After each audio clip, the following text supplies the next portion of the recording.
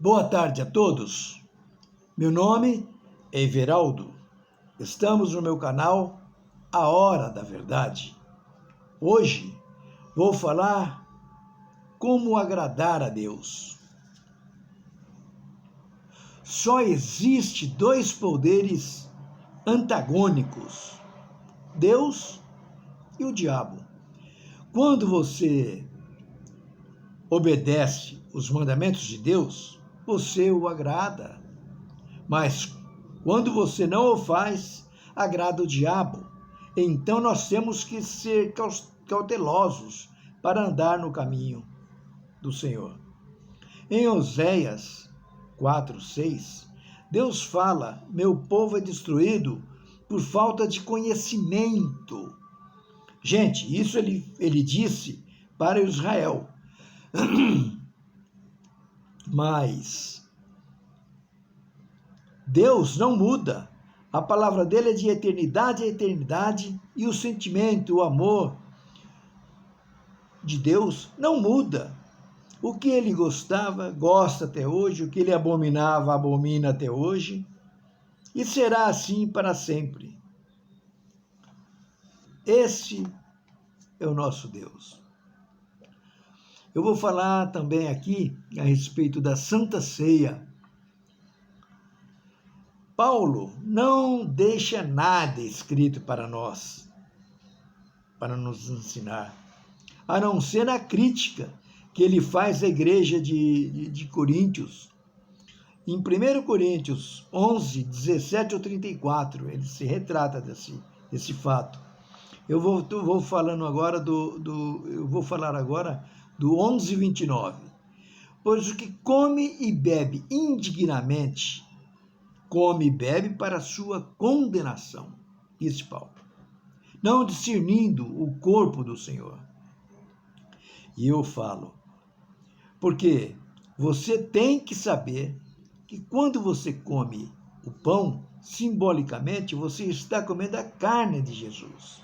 E quando você toma o vinho, você toma o seu sangue. Isto Jesus fala em João 6,53.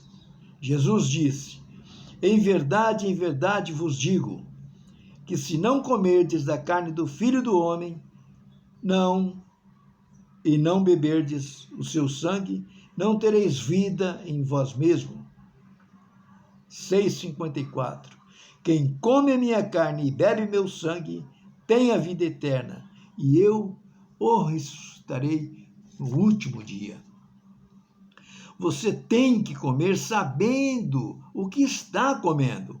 O pão representa a carne e o vinho representa o sangue. 1 Coríntios 11, 21, Paulo diz assim: pois quando comeis, cada um se apressa a tomar a sua própria ceia. Assim, um tem fome e outro embriaga. Tem muitos pastores que pregam contra o vinho. Uns falam que o vinho é abominação ao Senhor, mas, com certeza eu vos digo, não. Tem muitas passagens que diz que Deus aprova o vinho. Vou dar uma passagem para provar. Números 15, 5. De vinho para libação. Preparareis a quarta parte de um rim por cordeiro, além do holocausto ou sacrifício.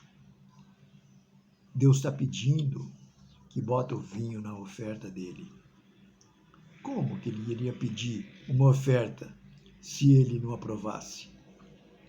Ele aprova o vinho sim, se ele está pedindo, né? Isso não tenho dúvida nenhuma. E tem muitas passagens. Se eu fosse falar mesmo todas, tem um monte. Eu só não mostro por causa do tempo. Para que vocês vejam, voltando aqui com Paulo, na ceia do Senhor, outros pastores pregam que não pode dar vinho porque tem muitos alcoólatras. O alcoólatra começa a beber e não para mais até cair e ficar no chão. Não. Quando você toma o vinho, simbolizando ao sangue, a pessoa nem sente, pois não é o vinho, mas sim o sangue. Eu frequentei 20 anos uma igreja e tinha muitos que diziam que era alcoólatra, mas nunca ninguém deu problema algum.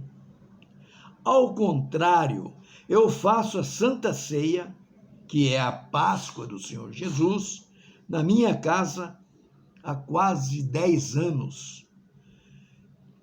Eu tenho um primo que chegava sempre muito embriagado na minha casa. E ele foi convertido e batizado. Ele tomava a Páscoa, o vinho na Páscoa, na minha casa. Nunca deu problema algum.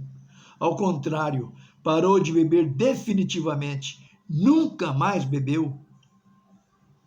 Depois mudou de endereço, foi para o interior e lá fui visitá-lo.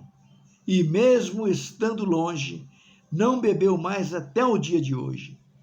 Vamos procurar fazer, gente, o mais correto possível as festas do Senhor, os mandamentos do Senhor, os mandamentos de Cristo.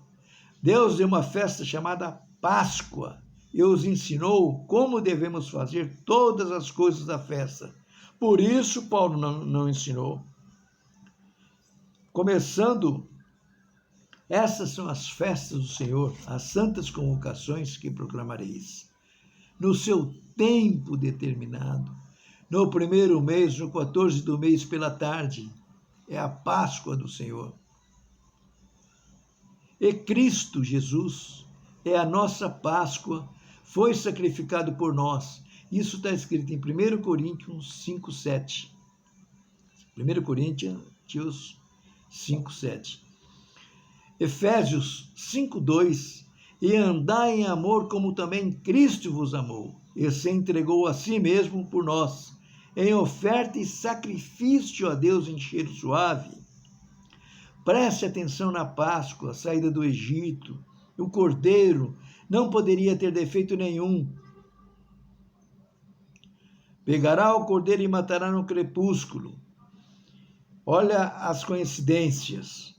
Em João 1:29, no dia seguinte, João viu a Jesus, que vinha para ele e disse: Eis o Cordeiro de Deus que tira o pecado do mundo.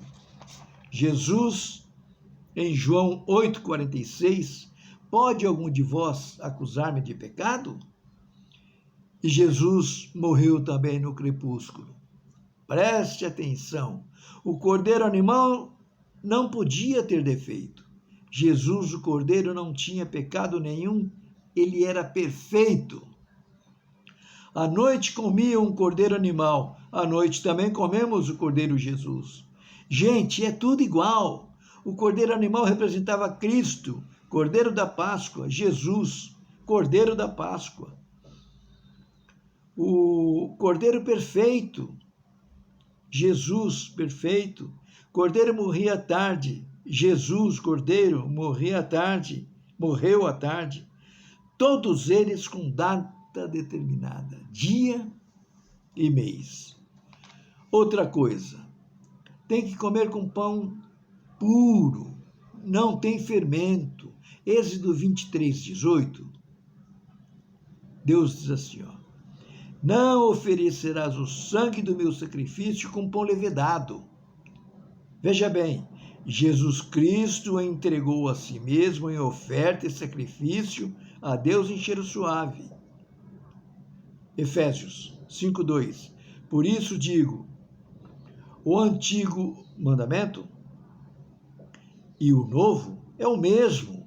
O novo é continuação, é complementação do antigo. Voltando a Paulo, eu disse que ele não nos ensinou a Santa Ceia, que é a Páscoa de Jesus, porque já estava tudo escrito no Antigo Testamento. Deus nos ensinou tudo.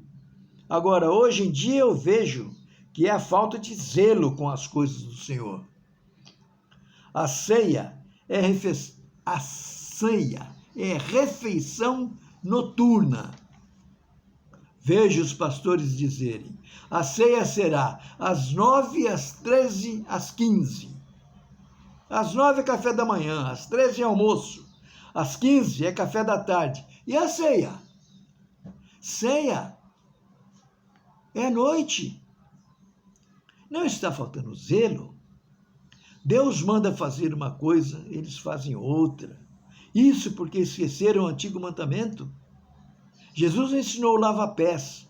Muitos dizem, isso Jesus ensina a humildade. Será que é verdade? João 13,14. Se eu, Senhor e Mestre, disse Jesus, vos lavei os pés, vós deveis também lavar os pés um do outro. Eu vos dei o exemplo para que façais o que fiz. Agora que sabeis essas coisas, bem-aventurados sois se o fizerdes. Então não é, ele não está ensinando uma humildade só não. Ele está ensinando para que você faça uma prática do que ele ensinou, para que você faça também. Eu vos dei o exemplo para que façais o que eu fiz. Agora que sabeis essas coisas, bem-aventurados sois se o fizerdes. Mas vocês não fazem. Por quê? Isso eu digo para quem não faz. Eu não sei quem faz, quem não faz, mas quem não faz. Por que não faz? Não guarda os mandamentos de Deus. Nenhum. Esqueceram Deus. Anulou o antigo mandamento. Não guarda o mandamento novo de Jesus. Por quê? Tem gente que faz a Páscoa, mas não come o pão, nem toma o vinho. Jesus não ensinou assim. Jesus não ensinou assim. Não adianta você comparecer no batismo, ver o batismo e não ser batizado. Você só vê e não se batiza. Não tem valor nenhum. Assim você também vai na Páscoa e só vê. Não come o pão e nem toma o vinho. Não tem valor nenhum. A mesma coisa se você não comparecer. Jesus disse, todo aquele que comer terá vida eterna e eu ressuscitarei no último dia. Se você não come, está transgredindo o ensino de Jesus. Deus é muito importante, Deus é o mais importante de tudo. Você administra seu dinheiro e não administra o ensino de Deus, o ensino de Jesus Cristo. Que adianta você dizer, eu sou de Deus, se não guarda seus mandamentos? Que adianta você dizer, eu sou de Jesus Cristo, mas não guarda os seus ensinamentos? Que adianta você dizer, eu vou em todos os batismos, se você não se batiza? E que adianta você ir na Páscoa, em toda a Páscoa, e não comer dela? Disse Jesus, quem comer terá a vida eterna, não quem for assistir, quem foi assistir. Gente, eu preocupo com as pessoas, eu não sei por que eu tenho essa preocupação com as pessoas enganadas. As pessoas que não estão enganadas, sabem que estão fazendo errado e querem fazer, aí é um problema delas. Nós temos o livre-arbítrio, você pode fazer o que você quiser. Vai para onde for, faz o que quer. Você pode frequentar o que você quer. Você pode usar o seu livre-arbítrio e usar em que você quiser. Você pode nem querer Jesus em Deus, tudo bem, é um direito teu.